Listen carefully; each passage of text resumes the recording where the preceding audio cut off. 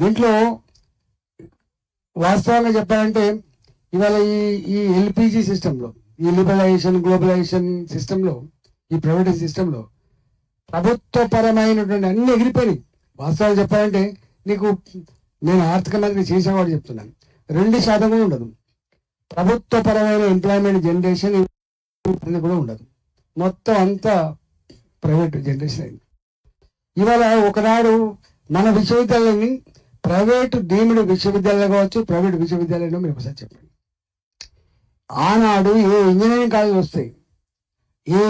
College వస్తే విద్య అమ్ముకుంటారా, విద్య merit చంపుతారా అని చెప్పి మాట్లాడినా మీకు ఐడియా ఉండాలి. ఈవెన్ బీసీ రిజర్వేషన్ వచ్చినప్పుడు కూడా అయ్యో సార్ మెరిట్ చంపుతారా అని చెప్పి మాట్లాడు. ఇవాళ ఇంజనీరింగ్ కాలేజ్ వచ్చిన తర్వాత బాధ్యత కొనుక్కుంటే వచ్చింది.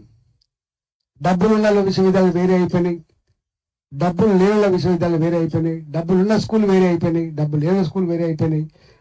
ఆ డ్రెస్ అట్లే మిగిలింది, అంటే అందరి పిల్లలు సమానం కనబడేటువంటి డ్రెస్ కూడా అట్లే మిగిలింది కానీ వచ్చేసింది. అందువల్ల నా పర్సనల్ రిక్వెస్ట్ ఏంటంటే ఇవాళ ఏది ఏమైనప్పటికీ కూడా రాజ్యాధికారం చాలా ఇంపార్టెంట్ అని చెప్పి అనుకుంటున్నాము మనం.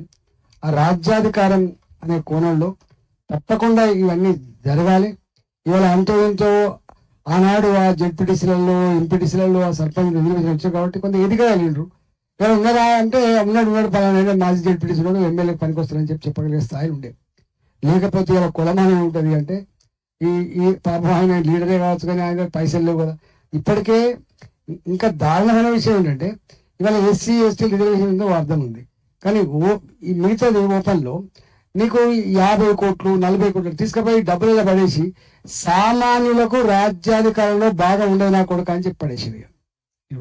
అట్లా కూడా వచ్చింది. మేము నిలబెడితే మేము చూస్తున్నాం, ఇలా డిబేట్స్ అని చూస్తున్నాం మేము.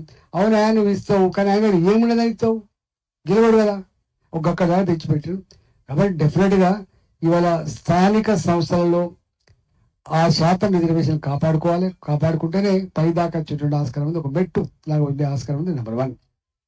నెంబర్ 2, తప్పకుండా రాష్ట్రాల వారిగా కులగానే జరగాల్సిందే, డిమార్కెట్ చేయాల్సిందే. నెంబర్ 2.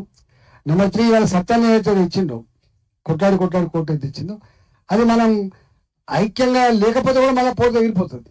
ఎప్పుడు కూడా కోర్టులు దేని మీద పడతాయి, ఇది చాలా సీరియస్ ఉన్నది, సెంటిమెంట్ ఉన్నది, ఏమైనా అయితే కింద మీద అయితే గయ్యి లేస్తారనేటువంటిది వాళ్ళు ఐక్యంగా ముందుకు పోతున్నారని అంటేనే భయపడతారు తప్ప లేకపోతే లేదు. కాబట్టి డెఫినెట్గా సత్తాన్ని తెచ్చిన దానికి కాపాడుకోవడం కోసం అందరూ ఐక్యంగా ఉండాలని చెప్పి నేను విజ్ఞప్తి చేస్తున్నా.